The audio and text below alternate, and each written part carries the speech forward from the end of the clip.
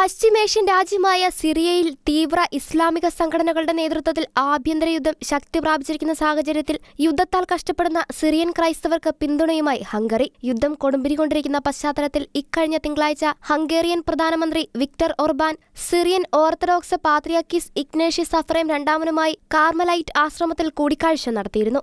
പീഡിത ക്രൈസ്തവർക്ക് വേണ്ടിയുള്ള Hungarian state secretary Tristan അസ്ബേജും കൂടിക്കാഴ്ചയിൽ പങ്കെടുത്തു.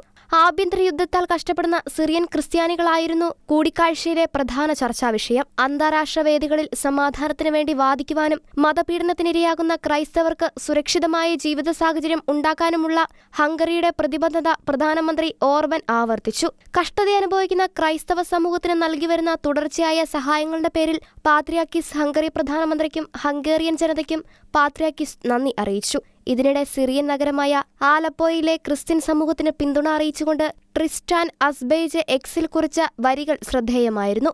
ആലപ്പോയിലെ ഞങ്ങളുടെ ക്രിസ്ത്യൻ സുഹൃത്തുക്കൾക്ക് നിങ്ങളുടെ ജീവനും സുരക്ഷയും സ്വാതന്ത്ര്യവും സംരക്ഷിക്കപ്പെടണം. ഹംഗേറിയൻ ജനത നിങ്ങൾക്ക് ഐക്യദാർഢ്യം പ്രഖ്യാപിച്ചുകൊണ്ടും വേണ്ടിവന്നാൽ മാനുഷികമായി നിങ്ങളെ സഹായിക്കുവാനും തയ്യാറായിക്കൊണ്ട് നിങ്ങൾക്കൊപ്പമുണ്ട്. സിറിയയ്ക്ക് വേണ്ടി പ്രാർത്ഥിക്കുന്നു എന്നാണ് അസ്ബേജിന്റെ പോസ്റ്റിൽ പറയുന്നത്. സിറിയൻ പ്രസിഡന്റ് ബാഷർ അൽ അസദിന്റെ നേതൃത്വത്തിലുള്ള സിറിയൻ സർക്കാരും ഹയാത്ത് തഹ്രീർ അൽ ഷാം എന്ന ജിഹാദി സംഘടനയുടെ നേതൃത്വത്തിലുള്ള ഇസ്ലാമിക തീവ്രവാദികളും തമ്മിലുള്ള ആഭ്യന്തര യുദ്ധം തുടങ്ങിയത് 2011 സമീപ ദിവസങ്ങളിലായി യുദ്ധം ശക്തി പ്രാപിച്ചിരിക്കുകയാണ്. 2016 ശേഷം ഇതാദ്യമായാണ് വിമതർ ആലപ്പോ കീഴടക്കുന്നത്.